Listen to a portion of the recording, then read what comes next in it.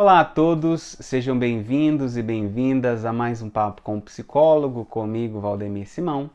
O nosso tema de hoje é sobre relacionamentos.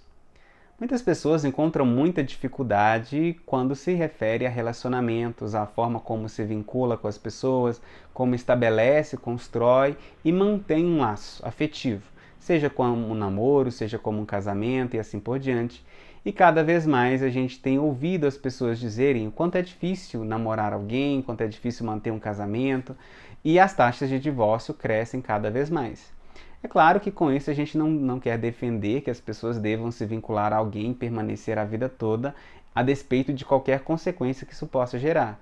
A gente sabe que alguns relacionamentos envolvem muitas situações de abuso psicológico, físico, emocional, ou até mesmo quando as pessoas já não lidam bem, quando já não tem mais uma relação saudável e que não necessariamente deva se manter um vínculo, né?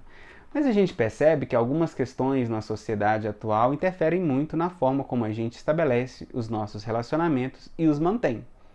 Um ponto importante sobre isso foi identificado pelo filósofo Zygmunt Bauman, em que ele fala sobre a sociedade líquida, os relacionamentos líquidos. E o que ele quer dizer com isso? Hoje tudo é muito frágil, tudo é muito rápido, tudo começa e termina muito rápido. A gente começa um relacionamento pela internet, daí a pouco já termina e emenda em outro e vai assim por diante. E as pessoas já têm dificuldade de manter a solidez de um vínculo, manter os custos, manter o investimento e manter tudo aquilo que envolve você permanecer com alguém durante um período maior da sua vida, além de dias ou meses.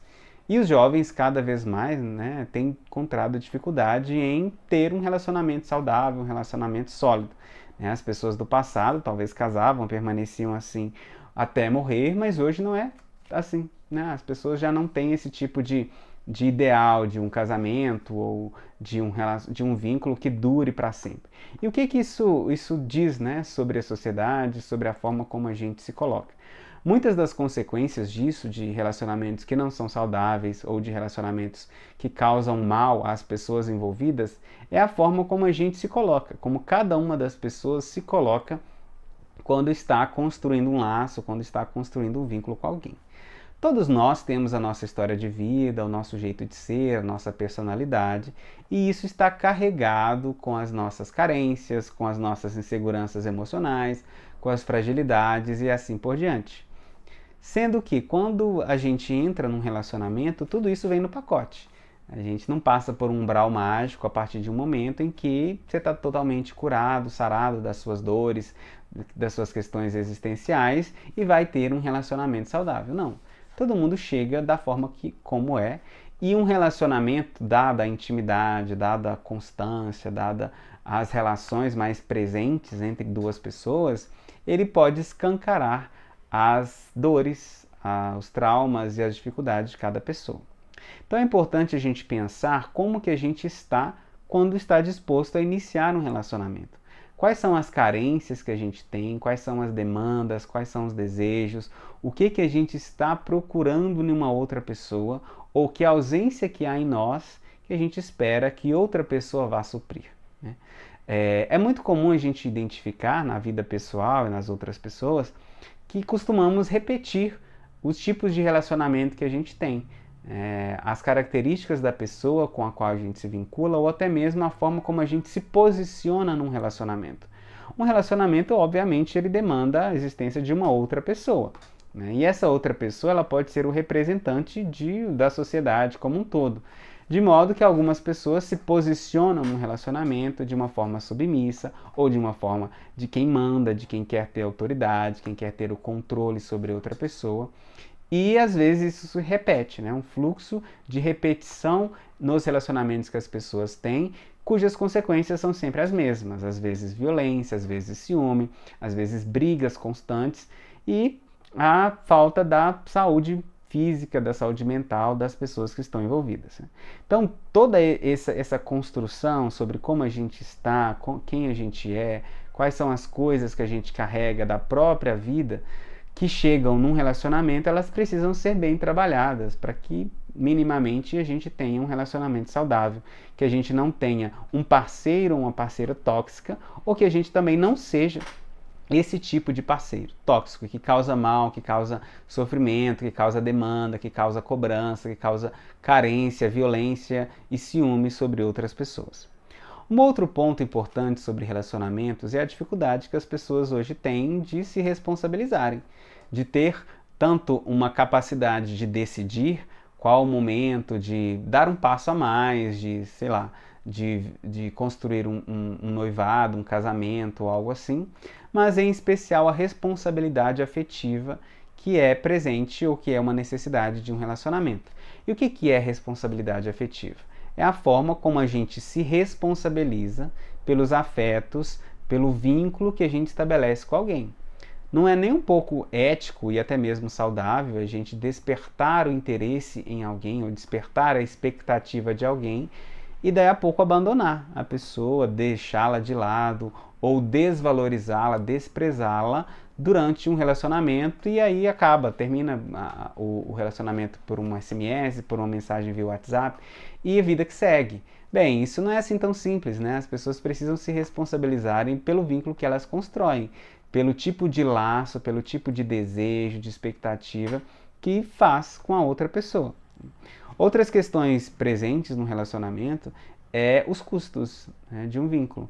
O custo emocional, o custo de tempo, o custo financeiro também que um vínculo tem, de modo com que as pessoas se responsabilizem pela forma como vão permanecer no relacionamento.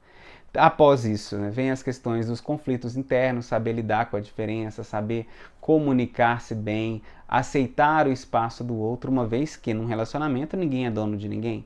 Né? Cada pessoa é, a princípio, né, livre, é uma pessoa adulta que tem todo o direito, toda a dignidade de ter uma vida inteira, plena, né, de autonomia e capacidade de dirigir a própria vida. Então, durante o relacionamento aparecem essas questões da comunicação, de quem manda mais, de quem manda menos, de que tipo de liberdade é possível ter, ou até mesmo a limitação da liberdade. Algumas pessoas que querem proibir a outra de entrar em contato com qualquer outra pessoa, de conversar, de ter vínculo, de acabar com amizades. Isso é totalmente inadequado, uma vez que ninguém é propriedade de ninguém, em especial no relacionamento. Porque essas questões dão margem, né, à violência física, violência psicológica, a ciúmes e outras questões que a gente vê, né? Quando por uma crise de ciúmes, às vezes justificada como uma crise de amor ou alguma coisa assim, as pessoas incorrem à violência, até mesmo a matar, enfim. Né? Isso é uma questão muito difícil que os relacionamentos têm colocado, porque a raiz da forma como a pessoa se coloca no relacionamento, ela é muito anterior. Né, diz respeito à forma como ela é, como ela se constitui e assim por diante. Né? Então é importante para um relacionamento a gente identificar como é que a gente está, como a gente espera que um relacionamento vai dar conta de sanar as nossas carências, as nossas necessidades pessoais e a disposição que a gente tem de trabalhar essas mesmas carências e essas mesmas dificuldades em ter uma intimidade com alguém. A intimidade que vai demandar da gente paciência, que vai demandar da gente a capacidade de diálogo, de lidar com a diferença, né? de participar de uma forma honesta, de uma forma justa. E outra questão, né, muito comum nos relacionamentos é a questão da própria confiança. Hoje é muito fácil você começar um vínculo com alguém, você mandar mensagem, você ter contato com outras pessoas e até mesmo ter um pouco mais de intimidade, seja por mensagem, seja por foto, chamada e assim por diante, de modo que fica sempre no imaginário de alguém assim, será que o outro está me traindo? Será que o outro encontra em um terceiro, em uma outra pessoa, algo que não encontra em mim? Será que eu sou suficiente? Será que eu estou dando conta de satisfazer essa pessoa? E aí vem uma montoeira de situações que colocam a dimensão da insegurança dentro de um relacionamento. Por estas e outras, os relacionamentos duram tão pouco, ou são tão frágeis, ou as pessoas não se implicam adequadamente nele, porque têm dificuldade de se sentir seguro diante do olhar do outro, diante do desejo, da vontade do outro, e aí coloca em suspeita, desenvolve a desconfiança, desenvolve o mal-estar, que, claro, não é nem um pouco satisfatório para um relacionamento. Então é importante a gente desenvolver a nossa segurança emocional, as nossas habilidades emocionais, inteligência emocional, para que a gente dê conta do preço que é manter um relacionamento. Aquelas pessoas, né, que no passado viveram 50, 60, 80 anos de casado, elas souberam bem, né, o custo que tem um relacionamento, que tipo de preço é necessário pagar, às vezes do silêncio, às vezes da aceitação, da vontade do outro, ter um pouco mais de capacidade de se abrir, né, de se abrir para não ter sempre a própria vontade satisfeita. Né? Então, em resumo, né, se você quer manter um relacionamento, você quer começar um relacionamento, conheça-se. Saiba quem você é, saiba quais são as suas necessidades, as suas carências, saiba o que você espera de alguém. Porque às vezes o que você espera do outro é uma necessidade que você tem dentro de você mesmo. E se essa necessidade não for tratada, nem vai ser o primeiro, o segundo, o décimo, o milésimo parceiro ou parceira que vai dar conta disso. Porque é uma demanda nossa, não é algo que o outro vai dar conta de suprir.